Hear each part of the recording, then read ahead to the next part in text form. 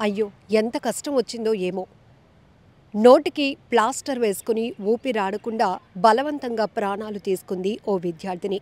గుంటూరు అశోక్ నగర్‌లోని నవీన లేడీస్ హాస్టల్‌లో వీవీఐటీ కాలేజీలో చదువుతున్నటువంటి విద్యార్థిని ఉంటుంది. అయితే మరి ఆ అమ్మాయికి ఏ కష్టం వచ్చిందో, ఏం జరిగిందో తెలీదు కానీ అర్ధరాత్రి ఆన్‌లైన్‌లో క్లిప్పులు, ప్లాస్టర్‌ని ఆర్డర్ పెట్టుకొని ఆర్డర్ రాగానే లోపల గదిలోనికి వెళ్ళి తన నోటి నిండా ప్లాస్టర్‌ని వేసేసుకొని ఊపిరి ఆడకుండా అమ్మాయి ఆత్మహత్య చేసుకుంది. ఈ ఘటన ఒక్కసారిగా ప్రతి ఒక్కరిని తీవ్ర కలవరపాటుకు గురి చేసింది. ఎందుకంటే జనరల్‌గా ఇప్పటివరకు మనం అనేక సూసైడ్ విషయాలు చూస్తే గనుక ఫ్యాన్‌కి హ్యాంగ్ చేసుకోవడమో, లేకపోతే ఏదైనా పాయిజన్ తీసుకోవడమో ఇట్లా. కానీ తనను తాను హింసించుకుంటూ, తనను తాను ఊపిరి ఆడకుండా చేసుకొని ప్రాణాలు తీసుకోవడానికి ఆ అమ్మాయి ఎంతలాగా ప్రిపేర్ అయిందంటే ఆన్‌లైన్‌లో ఆర్డర్ పెట్టుకొని దానికి కావాల్సినటువంటి థింగ్స్ తెప్పించుకొని మరి ఆ నోటికి ప్లాస్టర్ అడ్డగా వేసుకొని ఆ అమ్మాయి బలవంతంగా ప్రాణాలు వదిలేసింది. ఎంత బాధాకరమైన విషయం.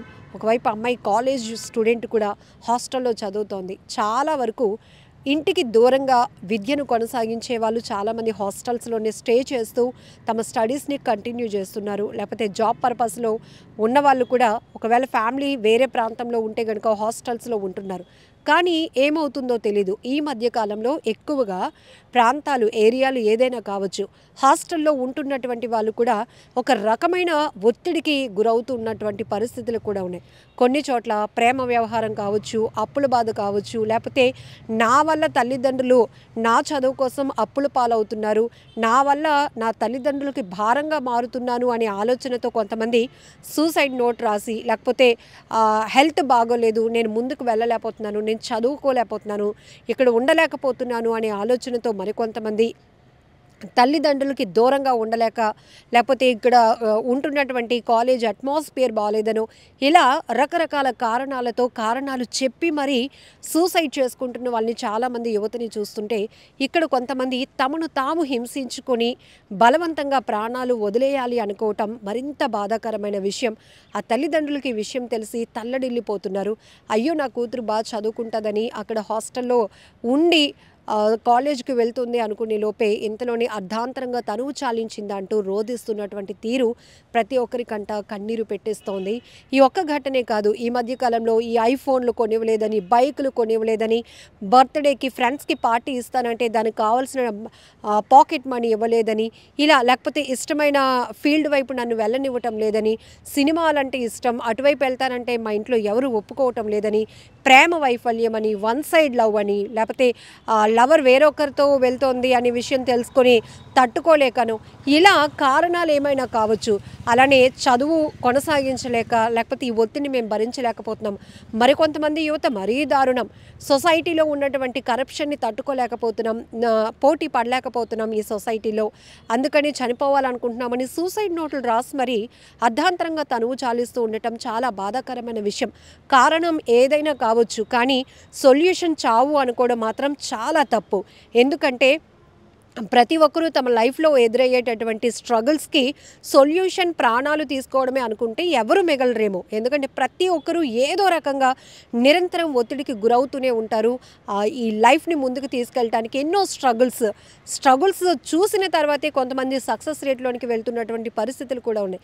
సో ఈ రకంగానే చాలామంది సైకాలజిస్టులు కూడా, మోటివేషన్ స్పీకర్స్ కూడా ఎప్పటికప్పుడు అసలు ఫస్ట్ మిమ్మల్ని మీరు ప్రేమించుకోండి, లైఫ్ ఏంటో తెలుసుకోండి, మీరు బ్రతకటం అనేది ఎందుకు అవసరం అనేది తెలుసుకోగలిగితేనే మనం ఎన్ని అవరోధాలు ఎదురైనా కూడా వాటన్నింటినీ అధిగమించి ముందుకు వెళ్ళగలుగుతాం.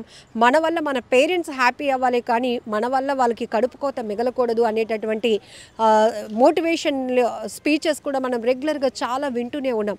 కానీ ఎంత బాధాకరం, ఆ క్షణంలో క్షణికావేశంలో నిర్ణయాలు తీసేసుకుంటూ ఇక చనిపోవాలి, మనకు వచ్చిన కష్టాన్ని మనం ఎవరితో చెప్పుకోలేం, తల్లిదండ్రులకు చెప్పినా, ఫ్రెండ్స్కి చెప్పినా వాళ్ళు ఏమైనా సాల్వ్ చేస్తారా, ఇలాంటి ఆలోచనతో వెళ్తూ బలవన్మరణాలకు పాల్పడుతున్నారు. యువత ఎక్కువగా సూసైడ్కి వెళ్తూ ఉండటం చాలా బాధాకరమైన విషయం.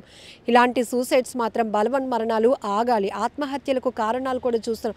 కొంతమంది ఏకంగా సెల్ఫీ వీడియోలు తీసి మరి కాజ్ రీజన్ చెప్తూ మేము చనిపోవాలనుకుంటున్నాం, చనిపోయే ముందు మా బాధకి మా ఒత్తిడికి కారణం ఏంటో చెప్పాలి అనుకుంటున్నామంటూ అందరికీ తెలియజెప్పే ప్రయత్నంలో సెల్ఫీ వీడియోలు కూడా తీసి పోస్ట్ చేసి మరీ చనిపోతూ ఉన్నారు. ఇలా రకరకాలుగా సూసైడ్ కారణాలు మనం చూస్తూ ఉంటే చాలా బాధ అనిపిస్తోంది. ఇప్పుడు కనీసం ఈ అమ్మాయి తల్లిదండ్రుల కోసం ఆలోచించినా తనకొచ్చిన కష్టాన్ని వాళ్ళతో చెప్పుకోగలిగినా కూడా ఒక సొల్యూషన్ దొరుకునేమో, పరిష్కారం ఉండునేమో, తను అలా చనిపోకుండా ఉండునేమో అనిపిస్తోంది. కానీ కొంతమంది వేరే ప్రాంతాల్లో హాస్టల్స్లో ఉంటున్న వాళ్ళు తల్లిదండ్రులకి చాలా గ్యాప్ మెయింటైన్ చేస్తున్నారు.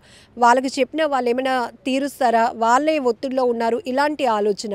బట్ కష్టం ఏదైనా కావచ్చు, మనం వాళ్ళకి చెప్పుకోగలిగితే ఒక సొల్యూషన్. ఎందుకంటే మనకి హార్ట్ఫుల్గా మనల్ని మనసుకు హత్తుకొని తీసుకునేది మన బాధ్యతలు చిన్నప్పటి నుంచి మోస్తున్నది వాళ్ళే కాబట్టి వాళ్ళకైనా షేర్ చేసుకోవాలి. లేకపోతే క్లోజ్ ఫ్రెండ్స్ కొంతమంది ఉంటారు, ఇలా జరుగుతోంది, ఏం చేస్తే బాగుంటుంది, నాకు చాలా ఒత్తిడిగా ఉంటుందన్న ఉంటుంది. లేకపోతే ఇంకెవరి వల్లనైనా మనం స్ట్రగుల్ అవుతున్నాము అనుకుంటే పోలీసుల్ని అప్రోచ్ అవ్వచ్చు. ఇలా రకరకాల ఆప్షన్స్ ఉండి కూడా కేవలం వాళ్ళకు వచ్చిన కష్టానికి ఒకటే సొల్యూషన్, అది చావే అని అనుకోవడం మాత్రం చాలా బాధాకరమైన విషయం.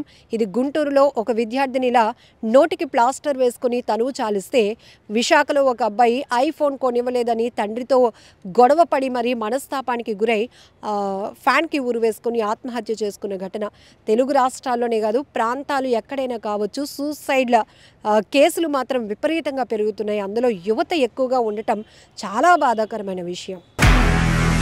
నిజంగా ప్రస్తుతం ఉన్నటువంటి సమాజం దేనికి ప్రయారిటీ ఇస్తుంది? ఆర్థిక సంబంధాల చుట్టూ మాత్రమే తిరుగుతుంది. మళ్ళీ ఎన్నికలంగానే చాలా విరక్తి కలుగుతాం. మంచి అనిపిస్తుంది కదా, లేడీస్ కూడా ఛాలెంజింగ్ జాబ్స్ చేసినప్పుడు చాలా బాగుంటది. ట్రాఫిక్ అసిస్టెంట్స్ గా నియమించిన ట్రాన్స్జెండర్స్ అందరితో సాల్యూట్ చేయించుకుంటున్నారు. ఫుడ్ డెలివరీ ఇవ్వటానికి వెళ్ళినటువంటి డెలివరీ బాయ్ అనిల్ పై కళ్ళ ముందు పెళ్ళండు